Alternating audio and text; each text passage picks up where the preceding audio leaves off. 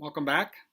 I'm wondering how it went last week. If you remember not only to practice our passage, but also to practice not judging, not condemning, forgiving, and giving. I wonder how that might have enriched your storytelling and how you can even bring that sentiment into what we'll look at for today.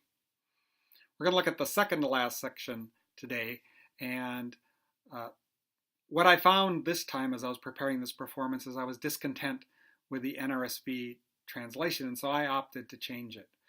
The first thing that made me discontent was the phrase, "What credit is that to you?"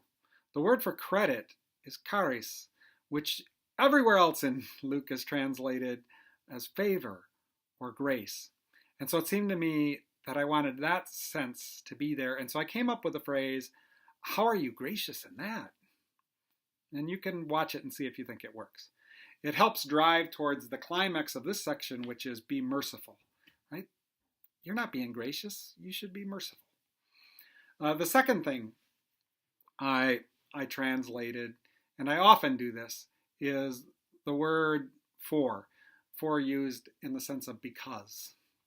I do that because we don't usually use for in that way in oral speech. I'm going to the grocery store, for the refrigerator is empty. And in fact, not only do I translate it as because, I generally translate it as 'cause to make it feel more oral. It's this leaning in to clarify a point that probably wasn't clear. And then the final thing that I did in the reworked translation is I used the kind of southern y'all to make it clear that this is not just directed to an individual, but it's directed to a community. I don't use it every time the plural is there, but I try to remember in each of the key clauses that are introduced with a you to make it clear that that's the kind of you we're speaking of. And so you wouldn't have to do that with words. You could do that with your eyes.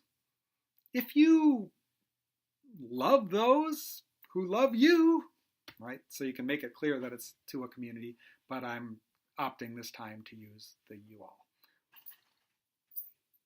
If y'all love those who love you, how are you gracious in that? Because even sinners love those who love them.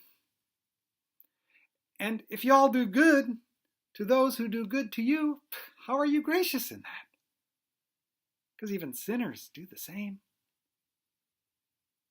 And if you all lend to those from whom you expect to receive, well, how are you gracious in that?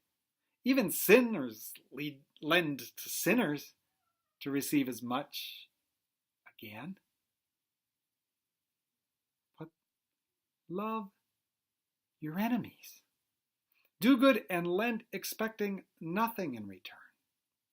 Your reward will be great, and you will be children of the Most High. Because He is kind to the ungracious and the wicked.